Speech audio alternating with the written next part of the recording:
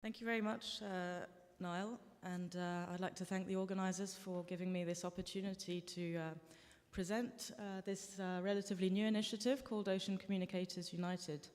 And thank you also for the wonderful organisation of this conference and the great reception last night.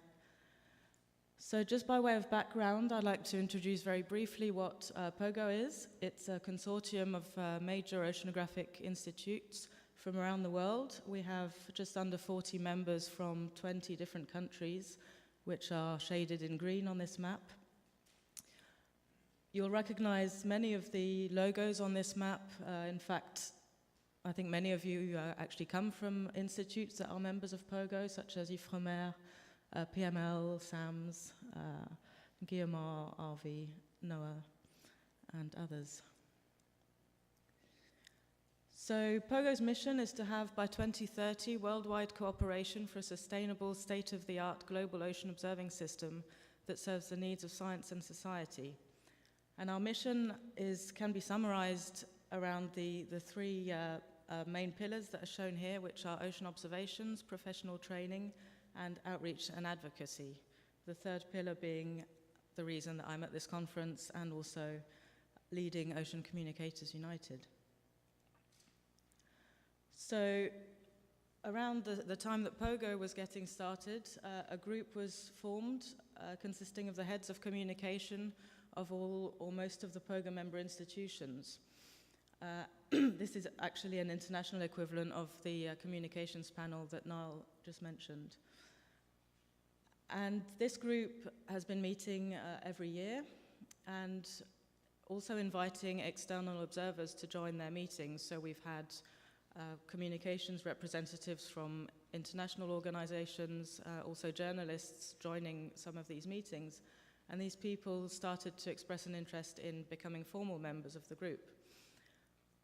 So to follow up on that, I decided to sound out the marine science communication community a couple of years ago to find out if there was a demand for such an informal grouping of marine science communicators to share information and expertise.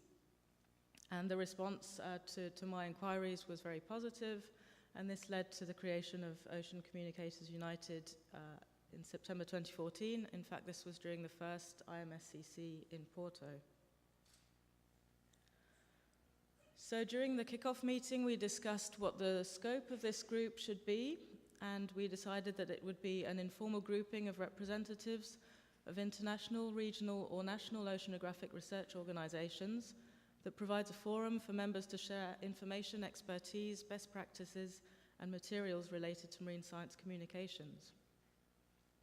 And we discussed what our objectives should be, bearing in mind that we all have day jobs, and in fact, many of the members only do ocean science communication as a small part, or a relatively small part of their job. So we wanted to keep the objectives realistic and achievable.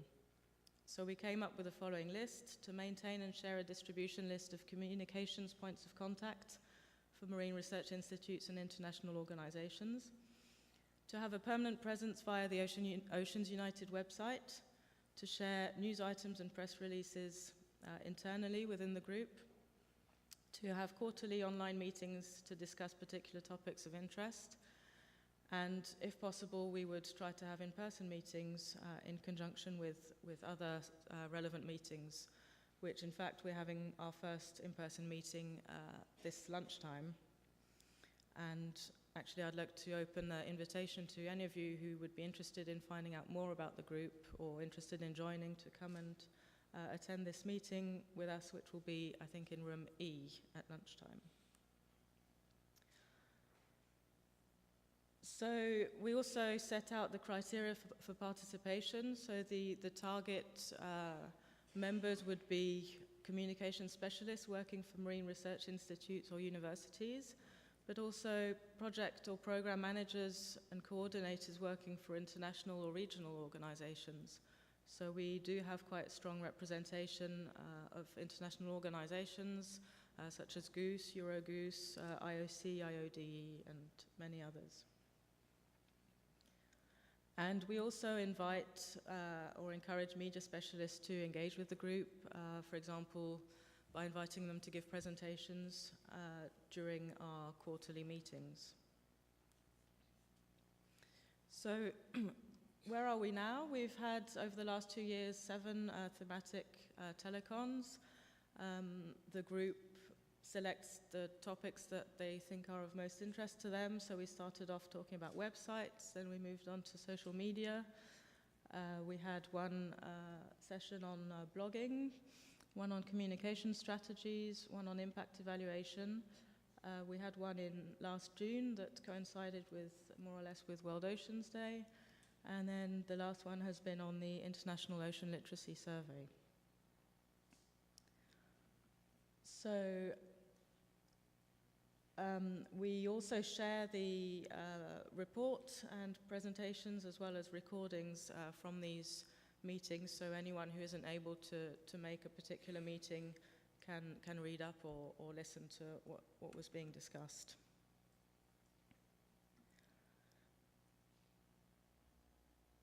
So we now have over 60 members.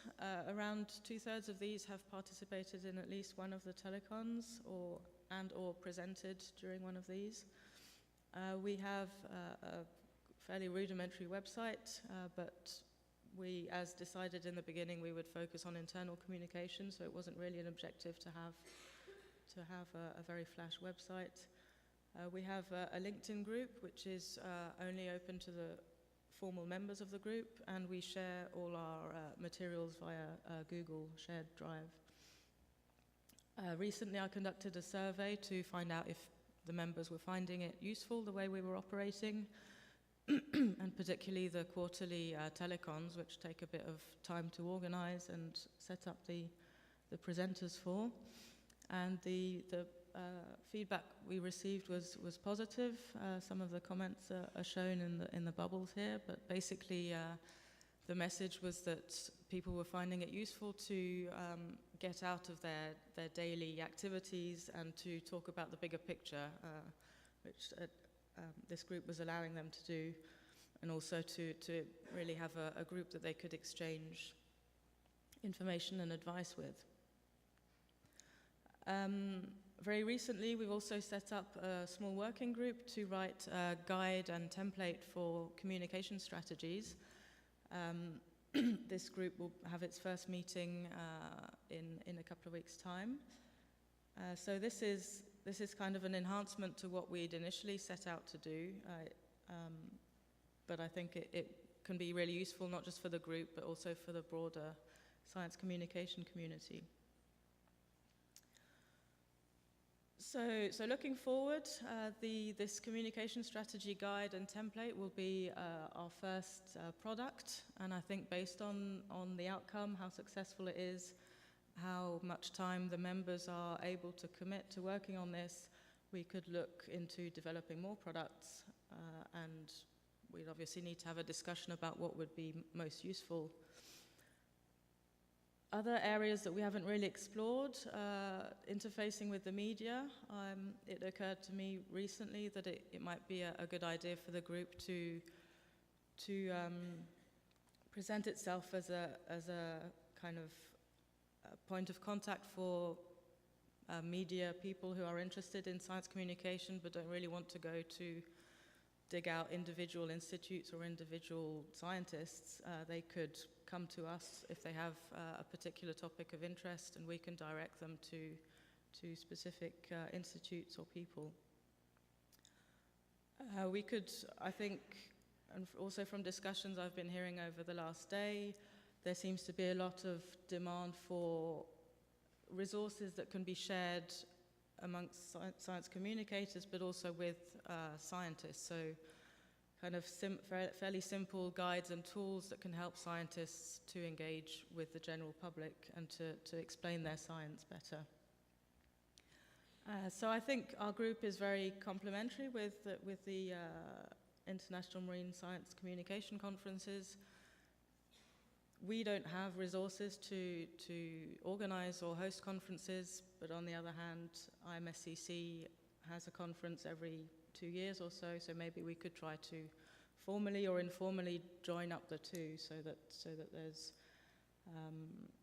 we're enhancing our activities and our complementarity. So I think that's my last slide. If anyone has any questions, feel free to email me, to find me during coffee breaks, and also to come and join our meeting at lunchtime. Thank you very much.